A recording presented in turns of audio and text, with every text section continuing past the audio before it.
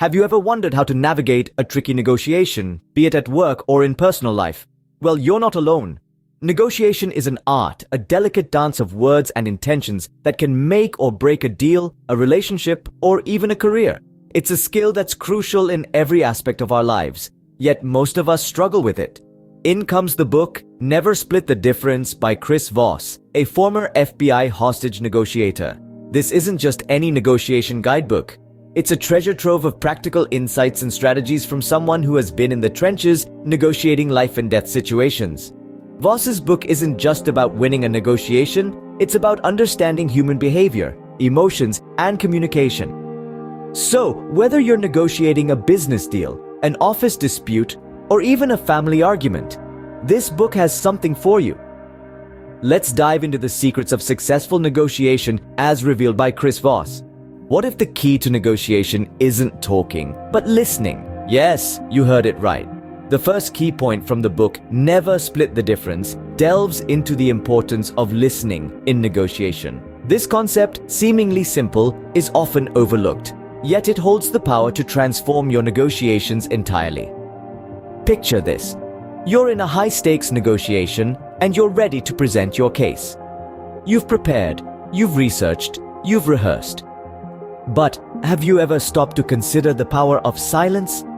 Have you ever thought of the insight you might gain by simply stopping to listen? Active listening is not merely about being silent while the other person talks. It's about genuinely understanding the other person's perspective. It's about putting yourself in their shoes, feeling their concerns, and acknowledging their point of view. Active listening involves not just hearing, but truly comprehending what the other person is saying. It's about understanding their needs, their worries, their hopes, and their fears. When we listen actively, we're not just waiting for our turn to talk. We're not just thinking about our response. Instead, we're fully present and engaged in the conversation. By practicing active listening, you can uncover the underlying issues that may not be explicitly stated. You can understand the other person's motivations and goals. You can even identify any hidden concerns they might have, which can help you tailor your negotiation strategy accordingly. Now imagine using this insight to find a solution that addresses their needs and yours. It's no longer about winning or losing. It's about finding a resolution that benefits both parties. It's about reaching a consensus that everyone can feel good about. So, the next time you find yourself in a negotiation, resist the urge to dominate the conversation. Instead, take a moment to listen. You might be surprised by what you learn and the advantage it gives you. As we journey through the book, Never Split the Difference, remember this fundamental concept. Remember, the first step to successful negotiation is to listen. Scene script. Are you afraid of the word no? Don't be. Let's dive into the second key point from the book. The power of no. Most of us perceive no as a blockage, an end to discussions, or a signal of failure.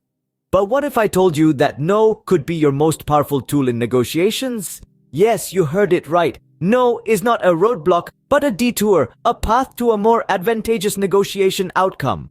No is a word that gives you control. When you say no, you retain the power to direct the conversation. You can shape the negotiation according to your terms, setting the pace, the tone, and the direction. It's a way of asserting yourself without being confrontational. But the power of no is not just about wielding it yourself. It's also about how you react when the other party says no.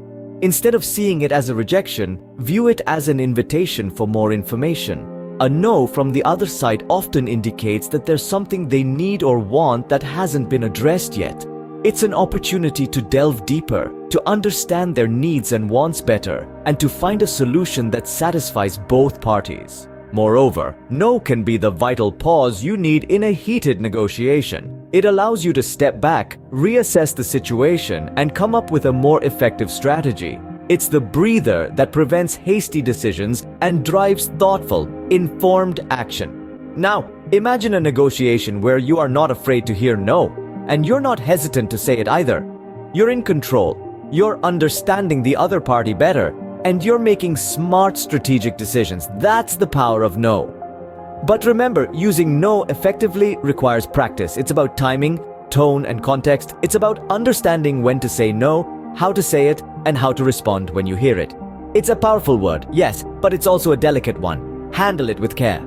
So don't fear no. Instead, use it to your advantage. Ever try to get someone to say that's right? It seems simple, doesn't it? But this simple phrase holds immense power in the realm of negotiation. The book Never Split the Difference by Chris Voss introduces us to this magic phrase, that's right. This phrase is not just an agreement. It's an affirmation, a validation, a declaration of understanding. It's the other person acknowledging that they feel heard, understood, and validated. When you're negotiating, you're trying to reach a common ground, a shared understanding. And what better proof of that than hearing the other person say, that's right? It's a testament to your ability to understand their perspective and articulate it effectively. But how do you get someone to say, that's right? It's not about manipulation or deceit. It's about empathy, understanding, and effective communication. It's about truly understanding the other person's perspective, their concerns, their desires, and their fears. It's about articulating their viewpoint in a way that resonates with them. It's about creating a safe space where they feel heard and understood. When someone says that's right, it's not just them agreeing with you. It's them acknowledging that you get it, that you understand where they're coming from. This recognition can be a powerful tool in breaking down barriers and reaching an agreement. So the next time you're in a negotiation, remember the magic of that's right. Don't just aim for agreement, strive for understanding. Listen to the other person, empathize with their viewpoint, and articulate it in a way that resonates with them. Remember, negotiation isn't a battle to be won, it's a conversation to be understood. And when you hear, that's right, you'll know you're on the right track. So, go ahead. Strive to hear that's right in your next negotiation and see the magic unfold. How do you steer a negotiation? With calibrated questions. Now, let's delve into the fourth key point from the book, the power of calibrated questions in negotiation. Calibrated questions are designed to not only gather information, but also nudge the conversation in a certain direction. They are open-ended inquiries, typically starting with what or how, that provoke critical thinking and invite creative solutions. Consider a scenario where you're negotiating a business deal. Instead of demanding a certain price point, you could ask, how can we make this work within our budget? This shifts the focus from a potential conflict to a problem-solving exercise, encouraging your counterpart to think constructively. Calibrated questions also help in avoiding confrontations. Let's say you're having a disagreement with a colleague. Instead of saying, you're wrong, which would likely escalate the tension, you could ask, how do you see this situation? This invites dialogue and promotes understanding, paving the way for a resolution. Moreover, these questions are instrumental in revealing the other party's underlying motivations and interests. For example, asking, what's important to you about this deal, can uncover their priorities, offering you valuable insights to tailor your strategy. Another advantage of calibrated questions is that they allow you to retain control while giving the other person the illusion of control. When you ask a question like, how would you handle this? You're subtly directing the conversation, yet the other person feels empowered because they're providing the answer. But remember, the key to using calibrated questions effectively is genuine curiosity. You're not just trying to get your way, but to understand the other's perspective and find a mutually beneficial solution. This approach fosters collaboration, builds trust, and often leads to better outcomes. Lastly, refrain from using why in your calibrated questions, as it can often come off as accusatory and put the other person on the defensive. Instead, rephrase your why's questions into what or how questions to maintain a positive and productive dialogue. Remember, the right question can change the course of a negotiation.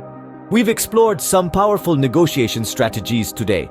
We started with the art of listening, which is far more than just hearing words.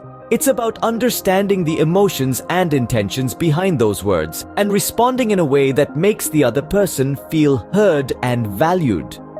Then we discovered the power of no. Contrary to common belief, no doesn't signify the end of a negotiation. Instead, it's a powerful tool that can be used to gain control and steer the conversation in your favor. We also delved into the magic of that's right.